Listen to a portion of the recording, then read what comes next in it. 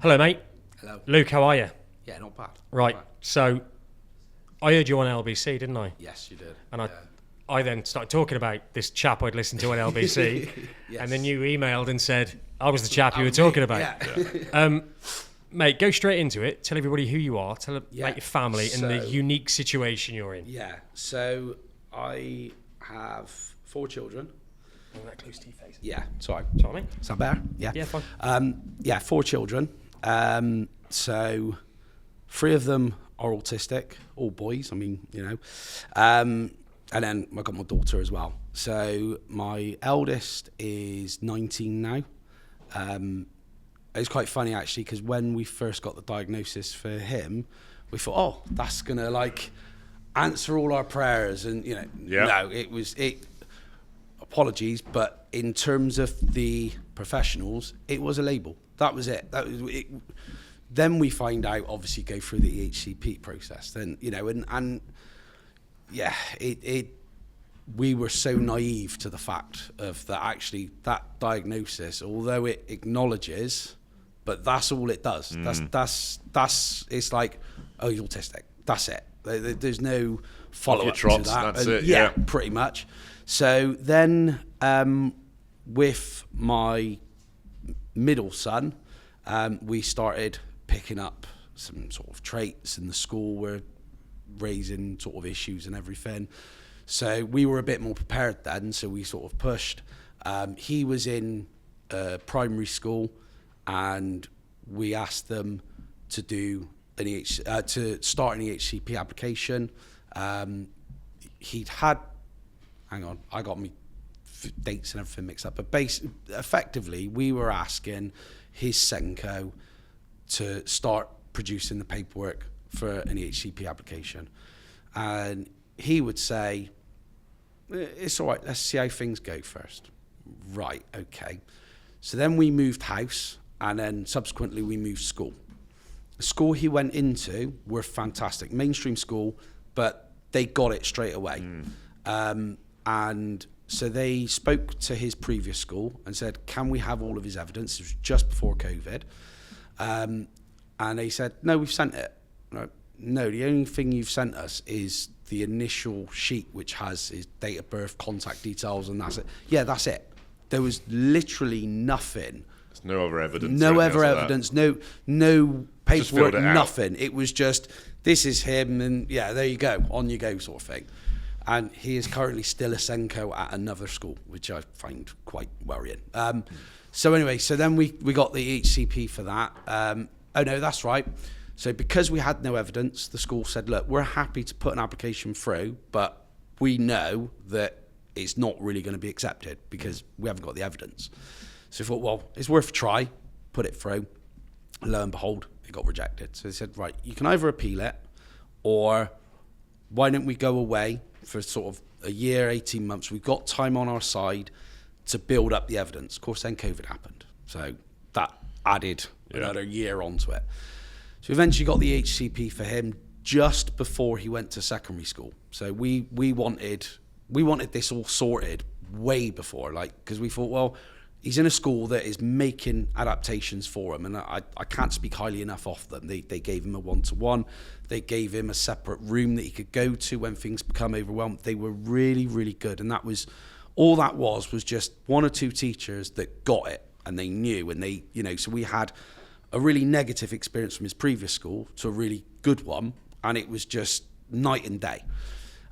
So he got his EHCP literally June, before he was due to go into secondary school.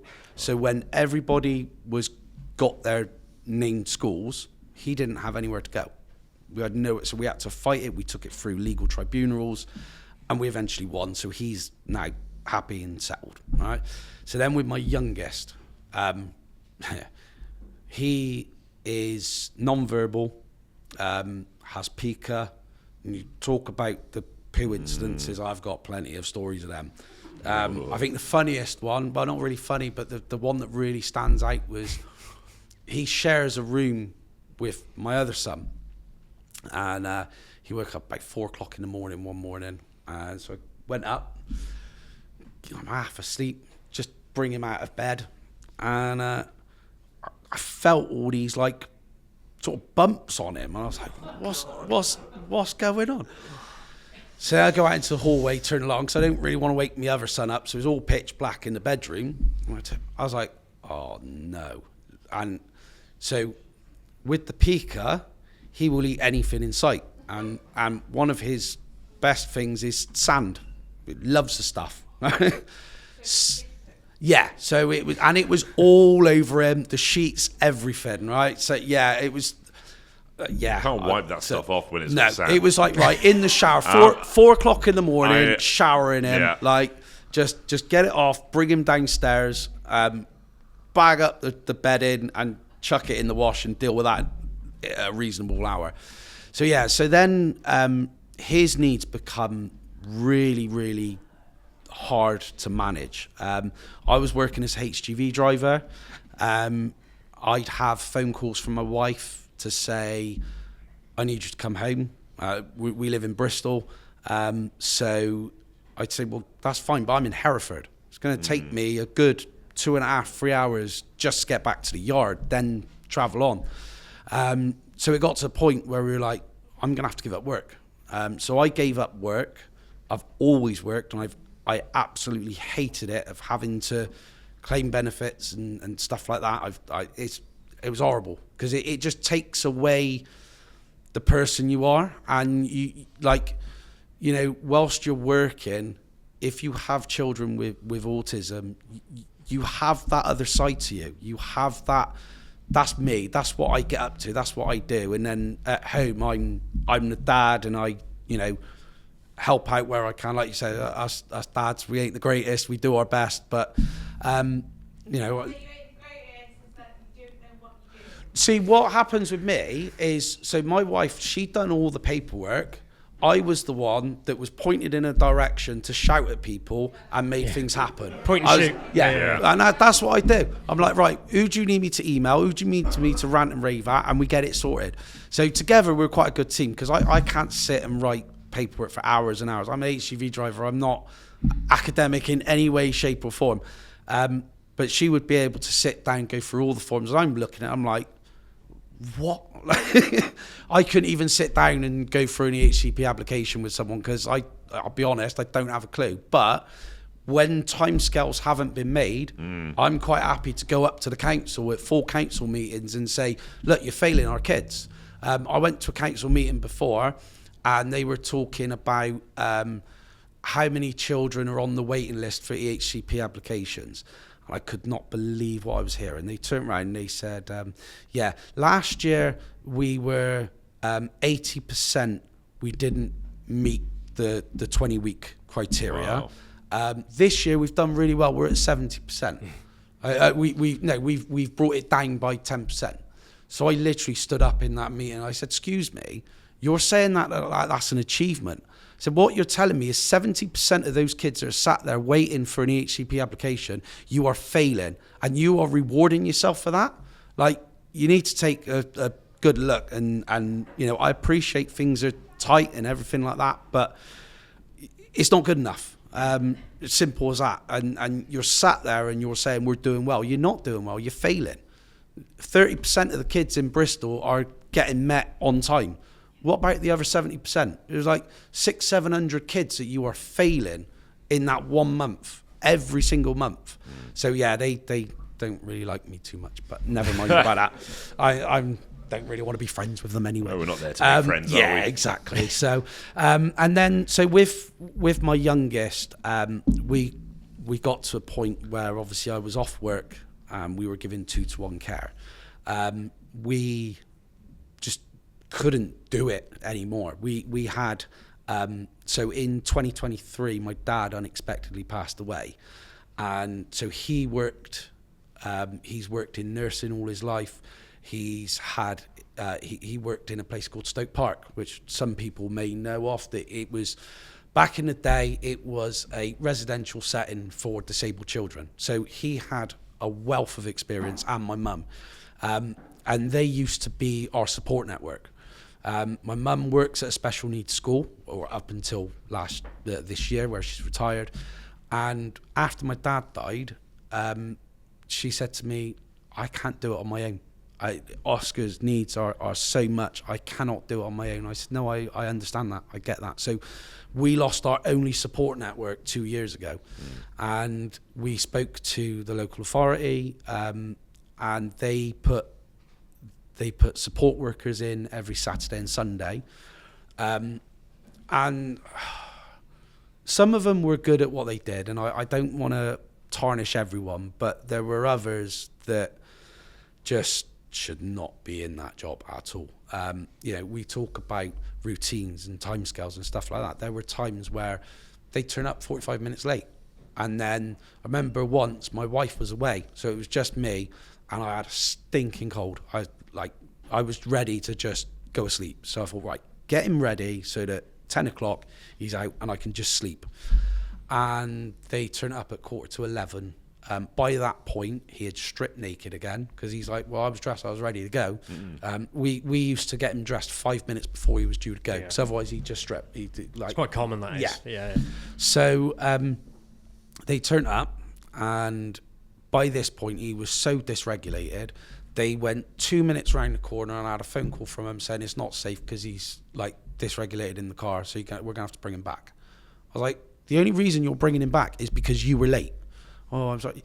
I can understand 5 minutes, but 45 minutes, considering you're coming every single week, you know the routines, you know the setup.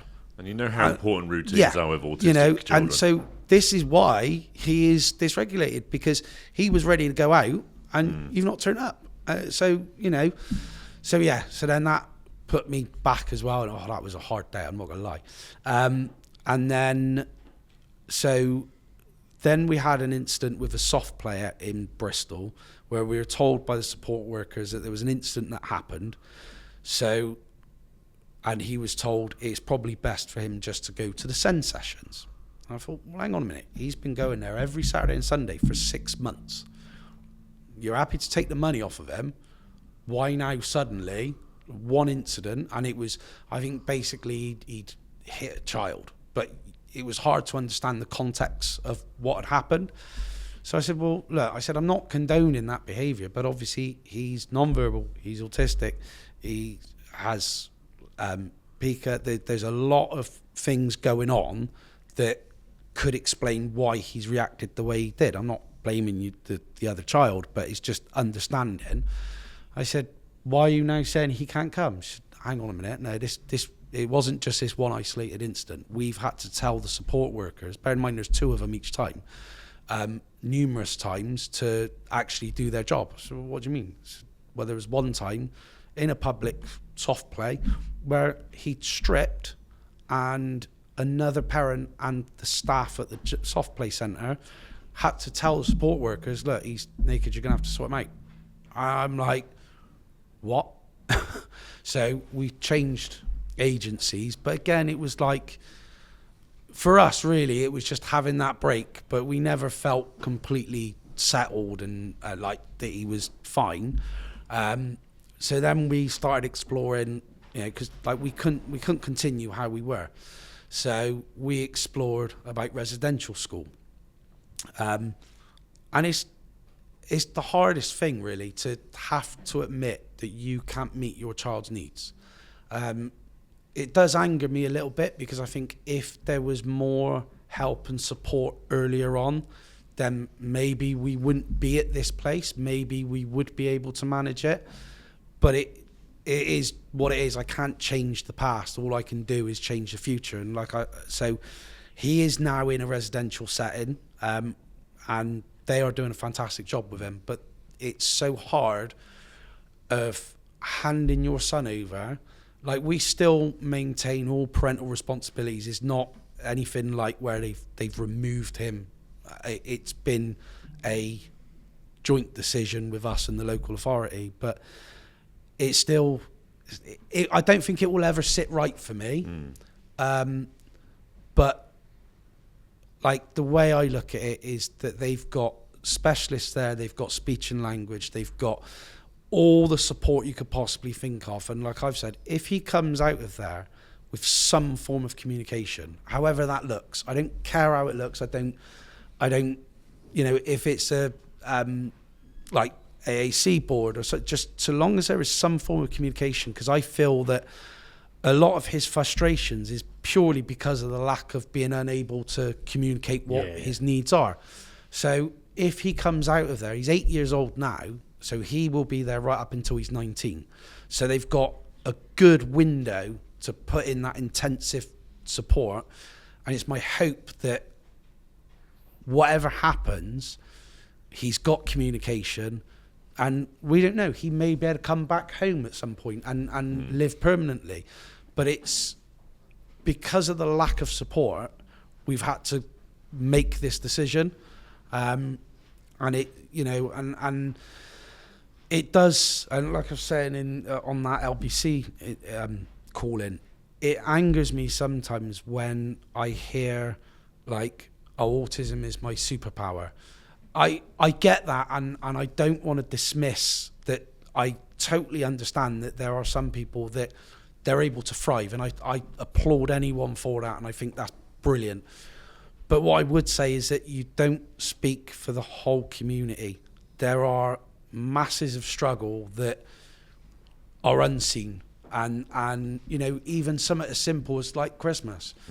We don't go to any family events ever. We don't do it because there's no one to look after the children anyway. The thought of having a few drinks and coming home, the thought of waking up in the morning with a fuzzy head whilst having to look after all our children just don't excite me. I'm thinking, nah, you're all right. I like and like a lot of the families' houses, they're not really accessible for Oscar. So we miss out on that, and also our other children miss out on that as well. So the hope is now that our others will be able to benefit from those sort of interactions as well. But yeah, it's just, from my own experience, I hate autism. I know that sounds a bit, because and I get it. Again, I really want to stress, I'm not saying it, I'm not speaking here for everyone, and I know for your personal everybody situation, is different, so I don't want to be, but from my experience of having to, do the appointments and visits and you don't know what is going to happen from one day to the next. I hate it, and I think that it's hard work. Well, the thing with autism is, we always talk about it, we always harp on about it. It's a very huge spectrum, and it isn't just on a linear line. It's infinitely wide as well. So the autism you hate is there. Yes. That Yeah. The autism that I deal with is here. And then you have some really high functioning autistics that are completely, when you say you hate autism, you're not talking about the same autism that everyone else is experiencing. You're talking about your autism that you're dealing with. So as long as everyone understands that, we can all appreciate it. I think there'll be many parents that can relate to that. Yeah, I've got days where I love Thomas's autism. I love it. If it ever went away, and I've said this before, the kid that walks in the room would be a different child, right? And I'd feel like I've lost the kid. As much as it was grieving a child that never existed when I first found out about autism, if he then lost it, I'd be grieving the kid that I've been living with for 6 years. Yeah. Right? What you don't enjoy though is a world that doesn't understand it. No. And the relentless dealing with specialists or dealing with services that aren't fit for purpose, as you've described. Absolutely. But the autism that I'm dealing with, generally speaking, works. Yeah? Is that fair to say, babe? Yeah? He's understood, and the system, the school's great at the moment. When he's 18, I'm unclear what's going to happen. But at the moment, fine. But your autism and my autism are different autisms. They're all called the same thing, but they're different autisms. We've talked about this before. You've had to make a decision that's best for your child as opposed to what's best for you. Yes. And a lot of us in the early days, until we get our heads around that, it's extremely, extremely difficult. Yeah. And it doesn't make it any easier. Now that's your call on LBC, mate. That's why I was like, it stuck. And like I said earlier, it took some balls, that did, mate, to call up and say that I had to hand my kid in for residential, and the backlash didn't exist. I was thinking, there's going to be some dickheads ringing now. Yeah, I was ready. And it didn't happen. But no, I had with trying to fight with the local authority to get his place was also insulting. So they said to us that they need to explore all possible options. Yeah. Right. It's like, right, okay. So at this point, he had a special school ready in place to start September just gone, in Bristol. So what they were exploring was the possibility of him going into foster care to remain in Bristol. You remember you saying this?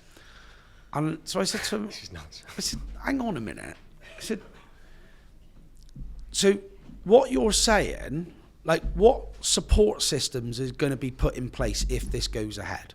I said, like, for a start, it's not going to happen because I will not agree to it. I said, but hypothetically, what support systems are in place to give the couple who are going to foster him the respite that they need? And he said, nothing. I said, what? So, like, not even getting support workers at the weekends, like, nothing, just school. Yeah, just school. I said, so he's a vulnerable child. He's unable to communicate. He will eat literally anything. We are regularly treating him for worms because he will eat his own feces. He will smear. He will destroy things. Do you not think that a foster placement is probably very high risk of failure? Said, and then if that happens, where does he go? Are we going to get a phone call to say, actually, you're going to have to take him back? Does he go into a standard mainstream residential placement? Because if he does that, that's going to absolutely destroy him, and it's going to destroy me and his mum, my wife. I said, it's just not going to work. So he said, well, we need to explore. So basically what you're telling me is you want to save a bit of money because you've got this school place ready for him. So it's going to cost you a lot less to put him into foster care than it is going to put to residential care. I said, what is your end goal? What is your main focus? Surely it's got to be, as social services, your focus has to be on the child. So are you not looking at this thinking, actually, alarm bells, foster care is not going to work? I said, and it's an insult to me and his mum because we've done this for 8 years and we've got to a point now because our only support network, which was my mum and dad, is no longer there. Why do you think complete strangers are going to be able to do a better job? Because that's an insult. The fact we are saying we can't do it is hard enough. To have to sit there and say, we cannot look after our child anymore, we cannot meet his needs. And then you're saying, oh, we'll find 2 other parents. And you did it for as long as you did because you're biological parents. Exactly. And that's just that biological drive to help your kid. If a foster parent doesn't work, they will have a phone. They got to make one phone call and that's it. Can't do this. Yeah. So they're not going to stick with it like you did. Are you mad? Like, it's going to cost you more money in the long run because you're going to have to find placement after placement. Do you think it was about the money? Of course it was, because they come back to us afterwards and said, yeah, we've inquired, we've even gone to external companies and nobody can meet his needs. So what would have happened if there was someone that said they could meet his needs? You'd have been pushing down that road. Yeah. And it's all money, and it angers the hell out of me because, you know, and I feel like with governments, they talk the talk. I've spoke to my local MP about this, and they talk the talk. They like to say, yeah, we're going to, Labour at the moment, we're going to do these send reforms and all this. I have zero confidence that is going to make any difference at all, because if you really want to sort out the send system, you need to make mainstream inclusive for everybody, which is going to cost money because you're going to have to make, like my middle son in primary school, they called it a rainbow room. So when things become too much, he was able to just go there, and he's ADHD. So a lot of his frustration will come out in violence, right? So he got to a point where he had a trusted member of staff who was able to speak to him, and they could see before he'd snapped, they were on it, they knew, right, Jack, do you think you need to go? Yeah, okay, right. And he would go, and he'd done really, really well. But that is going to have to be replicated for hundreds of thousands of students. You'd have to roll it out. It would every single school, yeah. and we already know some schools are falling down, and they've got kind of makeshift classrooms and everything else like that. So we know that's never going to happen. No. They don't have the space for it. You need every single member of staff trained to be able to identify and work with these children. Yeah. So it's kicking the can down the path for someone else to sort out. It's never going to happen, and I think it's down to us as parents to advocate for our kids and be that pain in the ass to the local authorities until they go, do you know what? Get him out of our hair, give him what he wants. And unfortunately, until every parent does that, nothing is going to change. And one other last little thing to note, we talk about, is there a biological link? Is there, whatever. Yeah.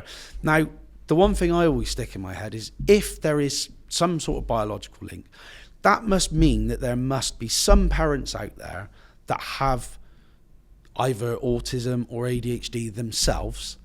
How the hell are they going to be able to advocate for their kids like I've done, like other people have done, when basic written might be a struggle for them? They may have dyslexia. They may have, exactly, and I think it's not fair. What I would like to see in an ideal world is that when you get diagnosed, there is a caseworker assigned to each child, and they advocate for them, and they are there for them, not for the parents. They are there for them. So whatever needs to be done for that child, they are their representative within the local authority, and they will fight and fight and fight for them alongside the parents. Yeah.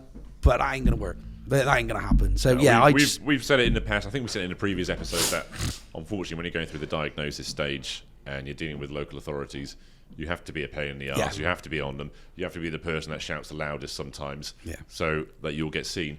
But equally, we've said there will be parents, exactly what you've just described there, who aren't very good at paperwork or don't know how to kind of work their way through it or don't have a network that will help them, that unfortunately their children will fall through the gap. Yeah. And it's a horrible thing to say, but then you think, I've got my child the care and the education it needs. I mean, we got her into Sevendale. I think they took on about 6 children this year. Yeah. And for every place, it was probably about 50, 60 children going up for that place. And I felt amazing that I got her the education and the care that she needed. At the same time, I reflected on it going, shit, there's so many families now that are screwed. Yeah. So my middle son, he goes to a specialist secondary school. And we took the local authority to court for that, and we won. And because of that, all the paperwork come through about the costs and everything like that. His education per year is £120,000. All right? So that means they have a maximum of 50 kids in that whole school. So that means every single child is the local authority is paying £104,000 a year. Now, this is where I think that the local authority are missing a trick. If they were to build their own specialist provisions, it ain't going to cost £104,000 a year. So that means by the end of his academic years in secondary school, his education will be £500,000. And I just find that mad. That one child is going to cost them £500,000. That's more than Eton. That's more than him going to Eton College, right? And I just, for me, it angers me because everything is being passed to the private sector, and we're paying taxpayer money, and it's just a waste. It is, because if they brought it in house, yes, there would be the initial cost, but once that initial cost is done, you're laughing. But that's pretty much. So brilliant. Thank you very much, Luke. Fucking hell, mate. Appreciate it. Oh, yeah. Thank you, mate. No worries. That was a hell of a thing to share. Yeah, I know. Tough, innit? Yeah. Can't imagine having to do what you've done. You keep doing what you're doing, mate. Yeah, man. I mean, we see him every sort of fortnight as well. So, and he's, and we can literally have him back home whenever we want as well. So there's no like. You haven't handed your kid over. No. So we still maintain parental responsibility, the parental responsibility like that, and everything like that. So we can just phone him up and say, we want Oscar to come back this weekend, and they will even help with transport. They'll bring him halfway or all the way back home if we wanted to. Yeah. So I mean, like I said, as a professional driver. It's not Bristol to Worcester's like nothing really. So, but so we still maintain that contact. We have video calls with him. The video calls are really funny because if he has one before he goes to bed, he might as well just tell us to do one. I'm ready to go to bed. He's not interested.